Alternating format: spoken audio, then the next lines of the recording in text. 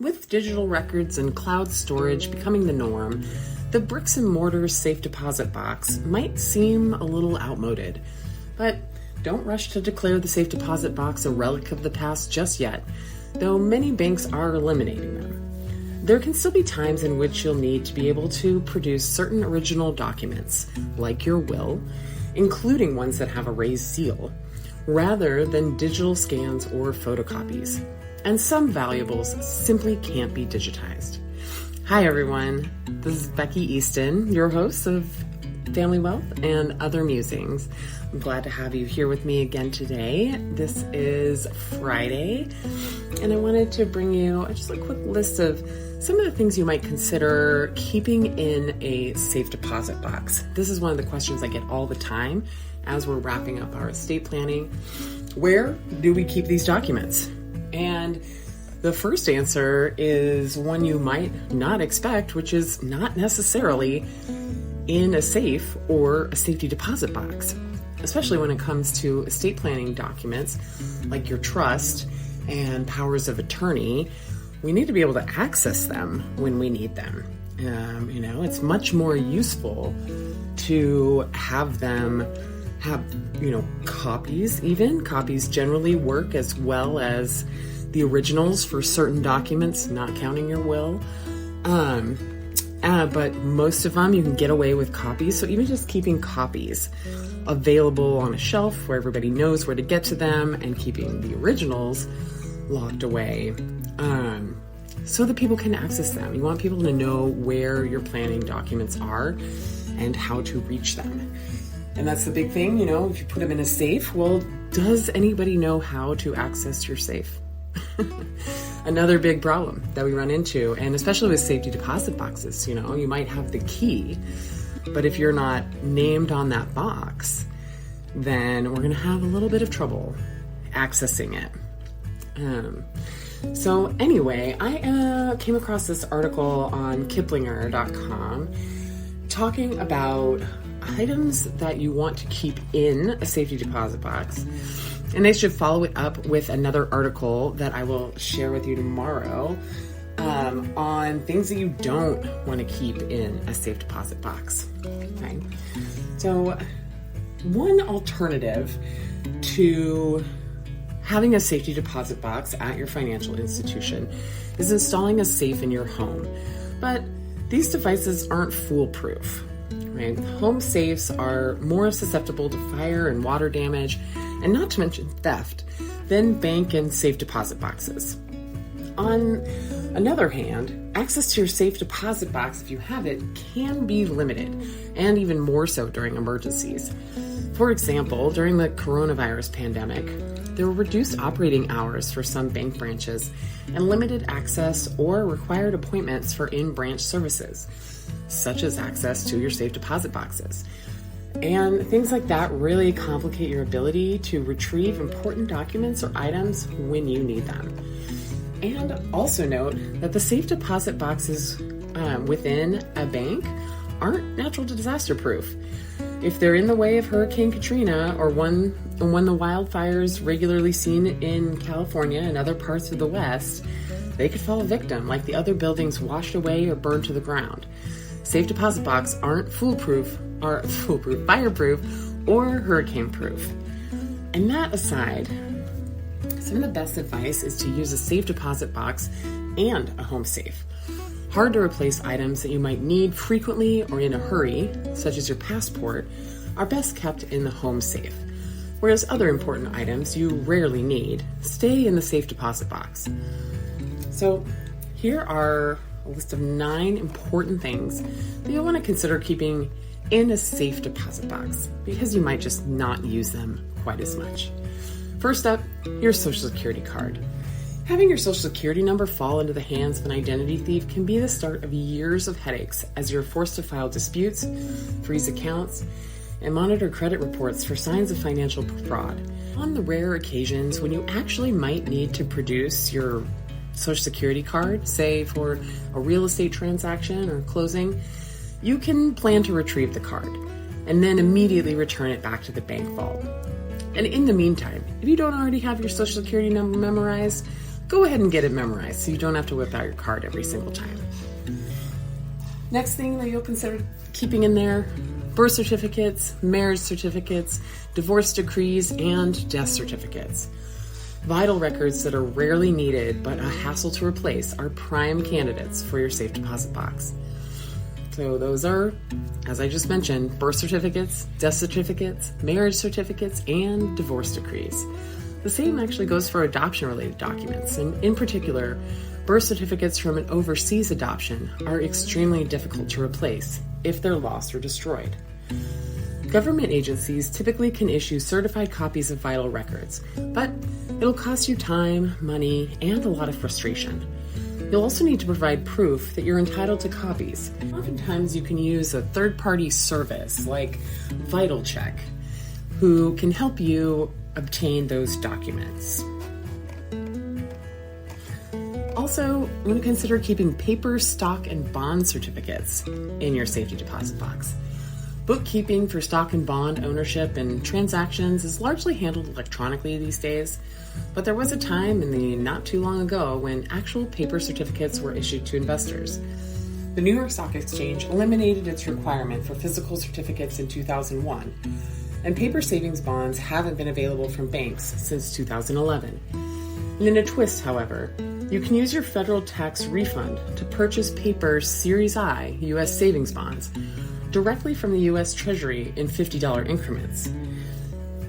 And you, in order to do this, include IRS Form 8888 with your tax return to request these paper savings bonds.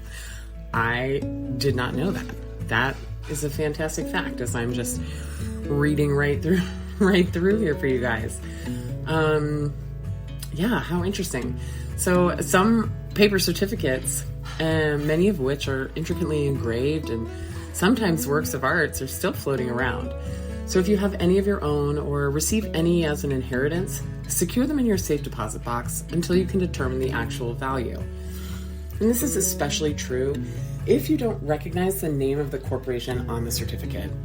The security could be worth more than you think if the stock later split or the original company merged with a bigger company. The SEC recommends contacting the transfer agent listed on the certificate for information. And you can also try your broker or the relevant state agency that handles incorporations. And finally, even if you discover that the certificate has no investment value, it might be worth something as a collectible. Next, you want to consider keeping personal papers, because sentimental value really counts as well when deciding what personal papers to stash in your safe deposit box. Items like diaries from your youth, cherished letters from friends and family members, or the unpublished memoir of a long-dead relative can benefit from the protection of a safe deposit box. And yes, these personal papers can and should be scanned as a backup, but there's no replacing the connection that comes with holding in your own hands something meaningful from your past. And that includes also family photos, right? It's likely that most of your recent photos, though, are snug in the cloud, so your latest selfie is safe even if you lose your smartphone. But what about those precious old photos of, say, childhood vacations or relatives long gone? Much like personal papers, you'd be wise to store family photos with sentimental value in your safe deposit box, along with any negatives you may possess. And don't stop there. Scan the photos, copy the files onto a thumb drive, and store that drive in your safe deposit box too. Another backup option? Upload the digital copies to the cloud storage solution of your choice. Number 6, collectibles. How often do you really look at that stamp collection your grandfather gave you as a child? Or how about those rare coins you collected in high school? How about your dad's baseball cards, including a signed Mickey Mouse? Probably infrequently. Collectibles like this, that are valuable and hard to replace, are strong candidates for storage in a safe deposit box, but only if they're insured. Remember, neither your bank nor FDIC insures your stored possessions, and the off-premises coverage provided by your homeowner's insurance typically has very low limits for collectibles.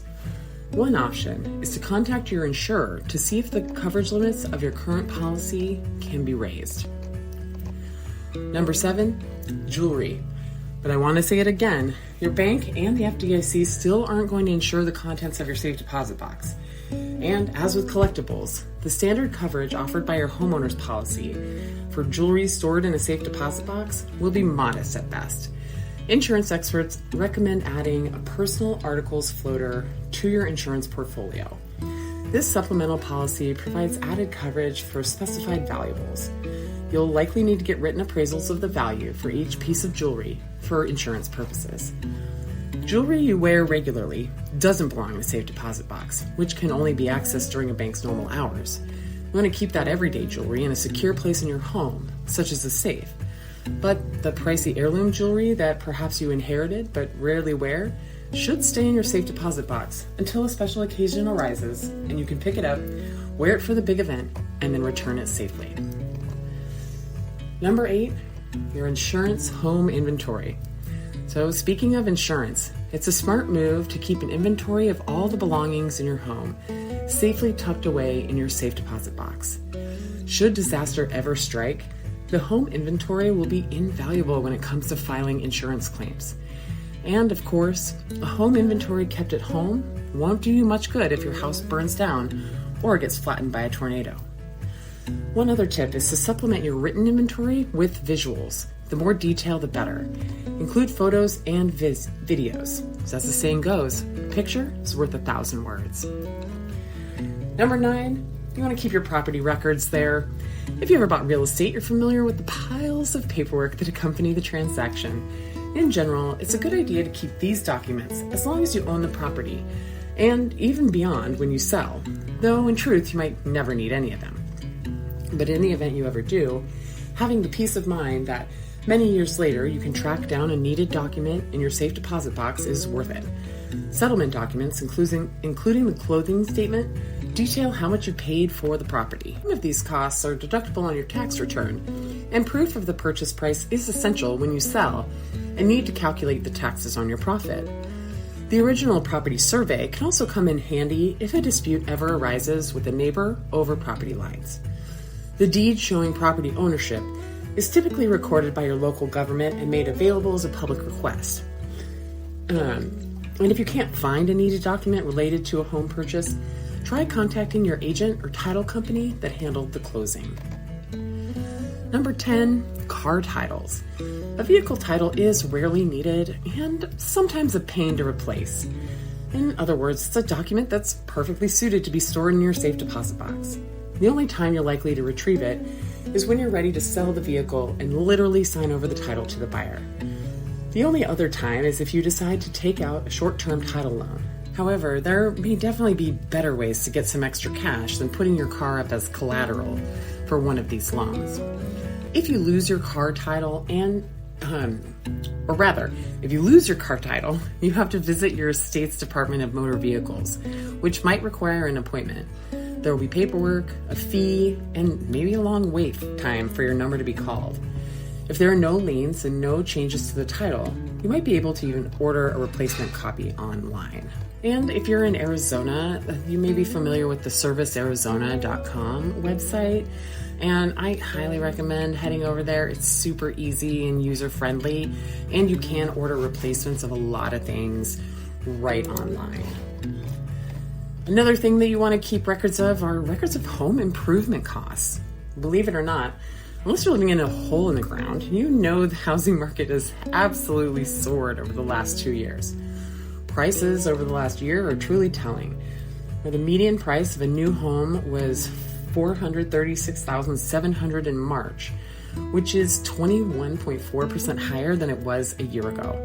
And expect those numbers to keep soaring. And what's that mean for you?